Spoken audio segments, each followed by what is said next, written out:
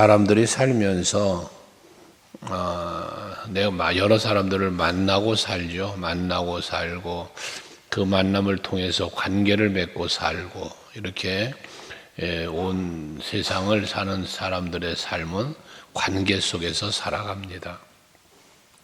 그러다 보니까 내가 만나는 사람, 내가 알고 있는 사람 또는 만나진 못했어도 직접 알진 못해도 그 사람에 대해서 궁금해하는 부분은 있습니다. 저 사람은 어떤 사람일까?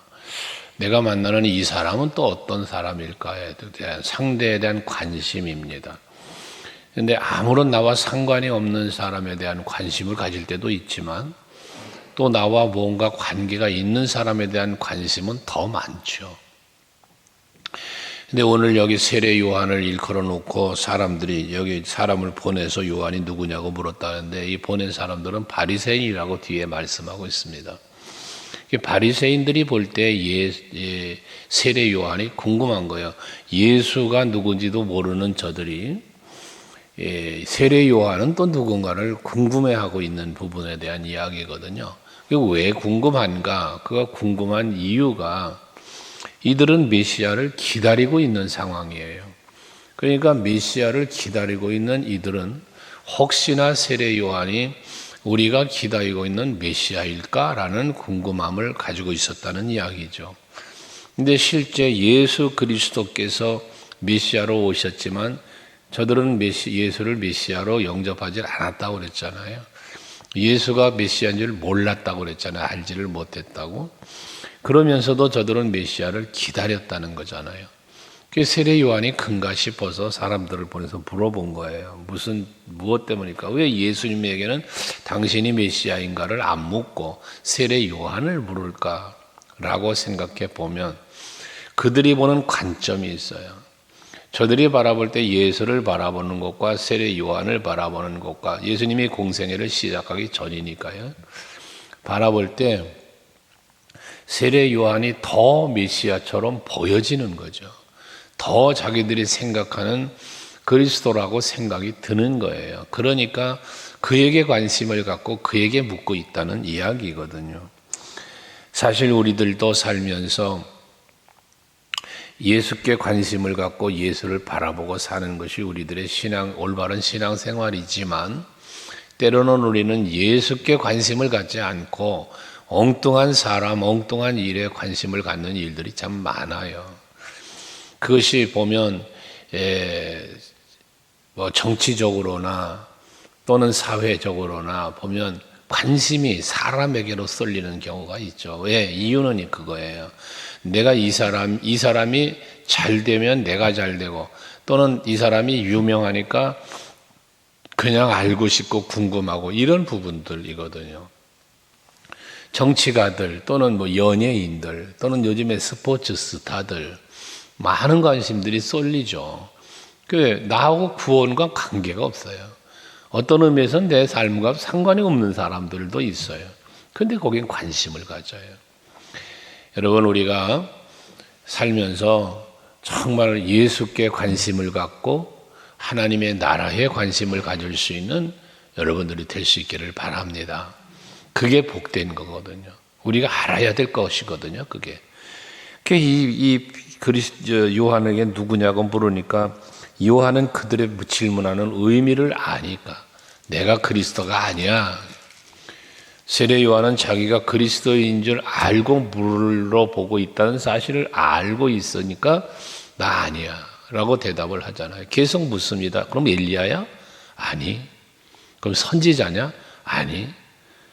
저들이 생각하고 바라보고 있는 세례 요한에 대한 질문에 다 아니라고 대답을 하는 거예요. 그러면서 그럼 도대체 넌 누구야? 그리스도도 아니고 엘리야도 아니고 선지자도 아니고 그렇다면 도대체 넌 뭐냐? 왜 네가 선지자도 아니라면서 엘리야도 아니라면서 그리스도 아니라면서 세례는 왜 주는데? 라고 묻죠.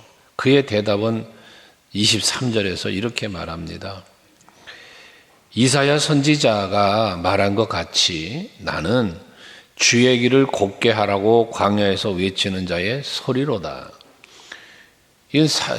세례 요한은 내가 해야 할 일이 이거야. 그러니까 나는 선지자 이사야 선지자가 한 말을 이루기 위해서 나는 그저 주님의 오시는 길, 예수께서 메시아가 오시는 길을 예배하기 위하여 외치고 있는 중이다. 이게 내 사명이다. 난 이런 사람이다라고 자기를 말하고 있는 것이죠. 이 요한의 사명이라는 거예요. 주의 길을 예비하라. 또 메시아를 선포하라라고 하는 이게 그의 사명이라는 사실을 말하고 있습니다. 난 이런 일을 하는 사람이다라고요. 그러니까 이게 앞에도 말한 것처럼 이제 상대방이 누구냐에 대한 관심도 있지만 또 하나는 뭐냐면 내가 누구냐라고 하는 정체성에 대한 이야기를 간혹 여러분에게 드리죠. 내가 누군가에 대한 것도 우리는 알아야 돼요. 근데 우리는 간혹 살면서 내가 누구인지에 대한 착각 속에서 내가 누구인가라는 이 답에 대한 착각 때문에 세상을 잘못 사는 경우들도 많아요. 하나님이 누구, 예수가 누군지를 아는 것도 중요한데 내가 누군지를 알아야 신앙생활이 또 바르게 되는 거거든요. 근데 우리는 내가 누군지를 착각을 할 때가 있다는 거예요. 여러분, 우리는 내가 누구냐는 답에는 첫째는 하나님의 사람, 하나님의 자녀, 나는 하늘나라 백성, 이런 영적인 내 자아의 내가 누군가에 대한 답, 정체성을 찾아야 되고 육체적으로도 마찬가지죠. 육체적으로도 내가 누구인가를 생각해 보면 그때 여러분의 이름 석자로 끝나는 게 아니라 이 육체적인 사람인 내 이름 석자 뒤에 붙여지는 이름들이 있잖아요. 장로, 권사, 집사, 교회 직분으로는, 사회적으로는 뭐 사장님 뭐 있잖아요. 또 이름들이. 그런 자기의 삶의 현장의 모습들요. 이런 모든 것들이 다 정답을 갖고 살아가야 되는데 이상한 생각을 갖고 살아가는 사람이 요즘 들어 많아요. 젊은 세대도 특별히 더해요.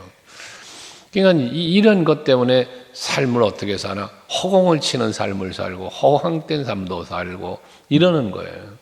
정체성을 모르기 때문에 그렇게 살아가고 있는 것이거든요. 방황하다가 정함이 없는 삶을 살다가 그러다가 뭔가를 발견하고 나면 허무해지고 그 허무함을 달래려니 술 마시고 마약하고 이렇게 또 가는 거예요. 이 다 정체성을 찾지 못했기 때문이거든요. 세례 요한은 자기의 정체성을 알았어요. 사람들이 자기를 따르고 세례 요한을 추정하며 혹시나 그리스도인가, 혹시나 엘리야인가, 선지자인가 하고 따라다니면 에헴 하면서 자기의 본분, 자기의 정체성을 잃어버리고 그리고 백성들을 대할 수도 있었던 상황이었다는 거죠. 어쩌면 내가 그리스도인 척하며 살 수도 있었을 겁니다만은 그는 그러지 않았다는 거예요. 나는 주의 길을 예비하러 온 사람이야. 나는 메시아를 예비하라고 광야에서 선포하고 있고 외치는 사람에 불과해. 그 소리에 불과해 라고 말하고 있다는 거죠. 그 뒤에는 27절이죠. 곧 내 뒤에 오시는 예수 그리스도는 그분인데 나는 그분의 신발끈을 풀기도 감당하지 못하겠다. 요한의 겸손을 말하는 거죠. 이것은 요한의 겸손은 예수 앞에서의 겸손인데 앞에 계속 말하는 것처럼 그 자기 자신의 정체성을 알았기 때문에 메시아 예수의 정체성을 알았기 때문에 예수가 누군지를 알고 내가 누군지를 알았기 때문에 이와 같은 말을 하고 있다는 것입니다. 그래서 우리가 사도 바울이 다메섹 대상에서 예수를 만난 뒤에 바뀌잖아요. 사람이 바뀌는데 바뀌기 전에는 어떤 사람이었습니까? 디모데전서 1장에서 그가 스스로 고백하는 것처럼 나는 포행자요 핍박자요 회방자였다. 근데 그 사실은 다 무엇 때문에 그랬냐? 권세예요. 자기가 가지고 있는 권세, 율법의 권세, 그리고 그 율법자들이 주어진 그 권세 가지고 그 일을 했던 거란 말이에요. 예수 믿는 사람 핍박하고 막 이런 일을. 그런데 다메섹 도상에서 예수를 만난 뒤에 그는 바뀌어지잖아요. 그 모든 것 다 버리고 그리고 주어진 사명을 감당하는데 내 정체성을 발견한 거잖아요. 아, 나는 이런 사람이구나. 나는 죄인이구나. 나는 죄인 중에 괴수구나. 디모데전서 1장에서 계속된 얘기가 그거잖아요. 나는 죄인 중에 괴수다. 그런 자기를 발견하는 거예요. 그러니까 예수 앞에서 예수의 은혜와 사랑을 받은 나로서 내가 지금 해야 될 일이 무엇인가를 아는 거예요. 그 사도행전 20장에 보면 그가 사명을 감당함에 있어서 모든 눈물과 겸손으로 주님이 주신 사명을 감당했다는 거예요. 심지어 내 생명이 다하기까지 내게 맡겨진 사명을 감당하는 일에 생명조차 귀한 거로 여기지를 않을 정도로 그는 죄의 일을 감당하는 그런 사명을 감당하게 되는 거 아니겠어요, 바울이? 지금 세례 요한도 바로 이거예요. 이것처럼 다윗도 마찬가지죠. 다윗이 순간 자기 정체성을 잃어버렸을 때에 밧세바를 범하고 자기의 종인 우리아를 죽이고 이런 악을 행하는 거예요. 자기 정체성을 잃어버렸을 때. 그런데 그 후에 나단 선지자의 책망을 듣고 하고 깨닫는 거죠. 여호와를 바라보게 되고 자기 자신을 다시 돌아보게 되고 그러면서 삶을 회개하며 살아갔던 모습들이 있는 것처럼 여러분들 항상 신앙생활하면서 하나님은 누구신가? 예수님은 누구신가? 나에게 있어서 그 다음에 나는 하나님 앞에서 예수 앞에서 누구인가에 대한 이 부분을 간혹은 돌아보며 생각하시며 거기에 대한 답당한 답을 찾았을 때 여러분들이 사명도 찾게 되고 감당할 수도 있고 예수 앞에 겸손해질 수 있는 여러분이 된다는 거예요. 그렇다면 그들의 질문처럼 너 도대체 엘리야도 아니고 선지자도 아닌데 어째서 세례 베푸냐고 25절에 물으니까 26절 27절에 말하잖아요. 요한이 대답하되 나는 물로 세례를 베풀거니와 너희 가운데 너희가 알지 못한 한 사람이 섰어요. 이 예수를 말하는 거잖아요. 난 신발끈도 감당치 못한다고 말하는데 여기 세례 요한의 세례는 우리가 오늘날도 세례 의식을 갖습니다만 이 세례 의식의 그 본질이 뭐냐면 본질이 죄인에서 이제는 하나님의 사람으로 변화되는 거예요. 하나의 예식이에요. 그래서 물과 성부와 성자와 성령의 이름으로 세례를 주노라 하며 그 세례를 줄 때 질문들이 있잖아요. 문답하죠. 그 세례 문답을 하고 하는데 거기에 핵심적인 요소가 뭐냐? 당신이 죄인인 걸 아냐? 예수가 메시아 그리스도인 걸 아냐? 믿냐? 이런 세례 문답도 세례 예식 속의 문답도 있지만 세례를 받기 전에 하는 문답의 내용들을 보면 그게 바로 하나님이 누군지 예수가 누군지 내가 누구인지 이 부분에 대한 문답들이 이루어지는 거잖아요. 그러니까 여기서 뭐 하는 거예요? 자기 정체성을 찾는 거예요. 그래서 나는 죄인이었다. 예수 십자가 은혜로 내가 죄사함을 받았고 그리고 오늘 이렇게 이제 구원의 반열에 들어서게 된다라는 예식이 세례 예식이에요. 그러니까 세례 요한도 세례를 베푼 것은 결과적으로는 회개와 죄사함 그리고 그것을 통하여 메시아 예수를 만날 수 있는 길을 예비하는 예수가 오시는 길을 예비한다는 것은 뭐 예수님이 길이 없어 못 옵니까? 뭐 그러지 않잖아요. 길 대신 예수께로 우리를 이끌어가는 그러한 외치는 거예요. 메시아에 대해. 이게 세례 요한의 사명이었다는 것 아니겠어요?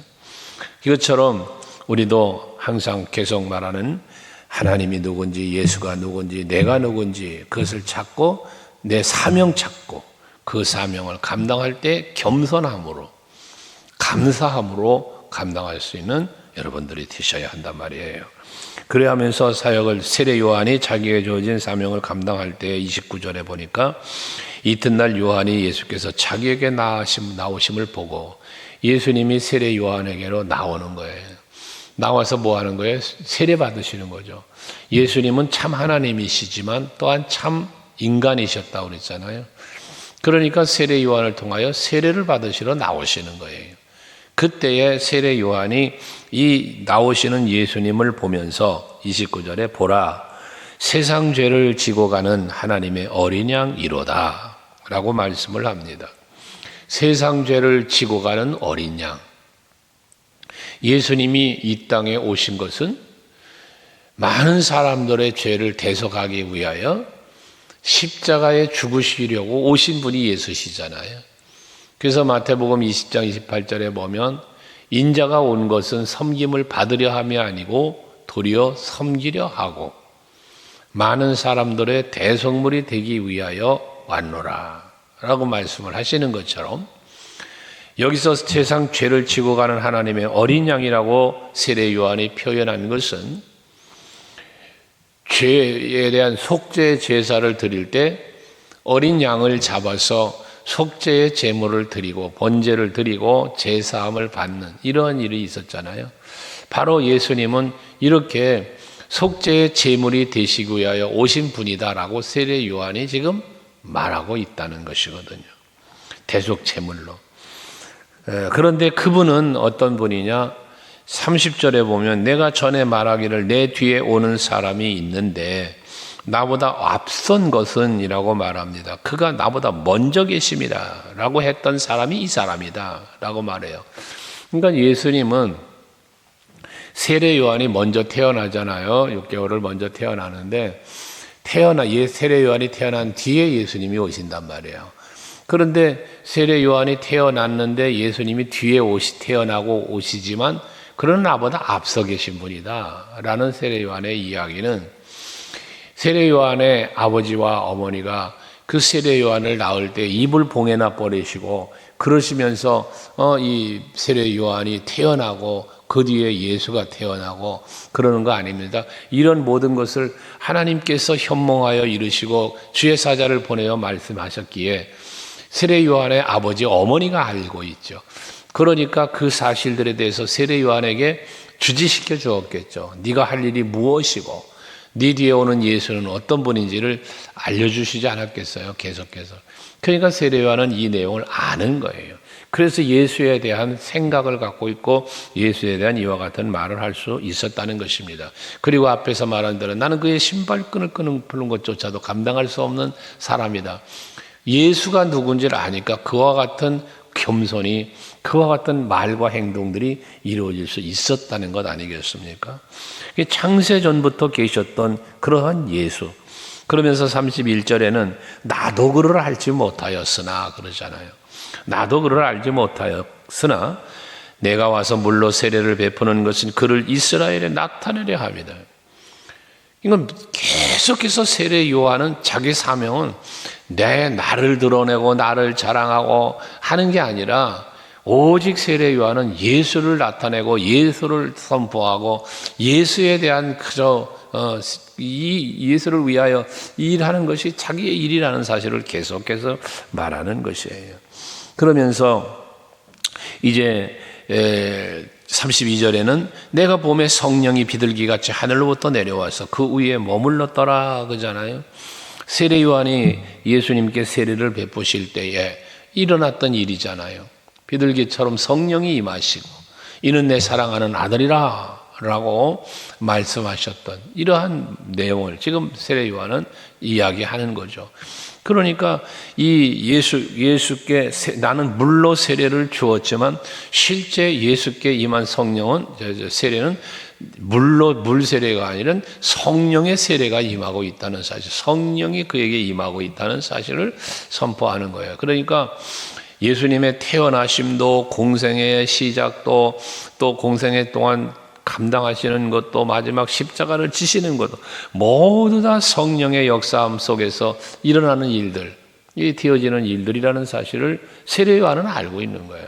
그걸 지금 백성들에게 말하고 있다는 것입니다. 그래서 그는 나도 그를 알지 못하였다라는 말을 하는 거고요. 그런데 성령이 내려와서 그 위에 머무르는데 세례 요한이 나로 하여금 물로 세례를 베풀라고 하신 그이가 이런 말을 했다는 거예요. 그러면서 하는 얘기가 그이가 나에게 말씀하시되 성령이 내려서 누구 위에든지 머무는 것을 보거든 그가 곧 성령으로 세례를 베푸는 줄 알라 하셨기에. 세례 요한에게 주의 사자가 이야기해 준 것 아니에요. 예수님에 대하여 이야기를 해 준 건데 물로 세례를 예수님만이 아니라 여러 사람들에게 세례를 베푸는 중에 예수님이 오신 거잖아요. 예수님도 세례를 베푸셨는데 다른 사람들에게는 아니었는데 예수님에게 세례를 베푸니까 성령이 임하셨다는 거예요. 근데 세례를 베풀 때에 그런 사람이 오거든, 그런 성령이 임하는 걸 보거든 그 사람이 성령 서로 세례를 베푸는이라는 사실을 네가 알아야 된다라고 이야기했다는 거잖아요. 근데 그 와서 주의 사자가 자기에게 알려준 대로 예수님이 세례할 때 그런 일이 벌어졌단 말이에요. 그러니까 세례 요한은 그래서 34절에 내가 그걸 보았어요. 성령이 임하는 걸 보았단 말이에요. 그래서 그가 하나님의 아들이심을 증언하였노라 라고 말하는 거예요. 자, 여기서 중요한 게 뭐예요? 그에게 말씀하신 대로 보여줬다는 거예요. 성령이 임하는 걸 세례는 보았다는 거예요. 여러분, 이 본다는 게 얼마나 중요한 거냐. 이건 체험을 말하는 거예요. 하나님이 하시는 일을 보았다는 거예요. 하나님이 약속하신 것을 이루시는 걸 보았다는 거예요. 여러분들에게 늘 말하잖아요. 하루하루를 사시면서 그냥 살지 말고 하나님이 나를 위하여 일하심을 볼 수 있어야 된다는 거.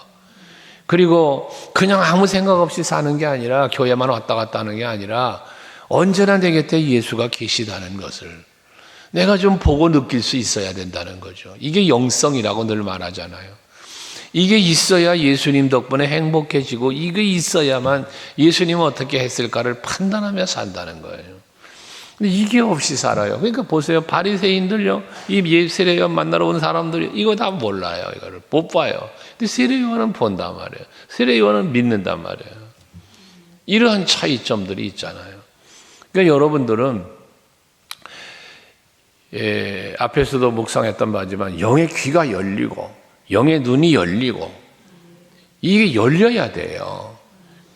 그래야 들을 수 있고 볼 수 있고 영의 입도 열려야 전할 수도 있는 거예요. 전도도. 그러니까 하나님 앞에 늘 기도하셔야 됩니다. 오늘도 하루를 살아갈 때에 내 영의 눈이 열리고 영의 귀가 열려서 내 영의 입술이 열려서 주를 볼 수 있고 주의 음성 들을 수 있고 예수를 말할 수 있는 오늘 하루를 살게 하옵소서. 이게 여러분 얼마나 중요한 기도입니까? 그래야 우리가 온전한 신앙생활을 할 수 있으니까 내가 온전히 하나님 앞에서 살게 되고 하나님과 예수와 동행하는 삶을 살게 되니까 거기에 기쁨이 있고 행복이 있고 그 담대함도 있는 거 아니겠습니까?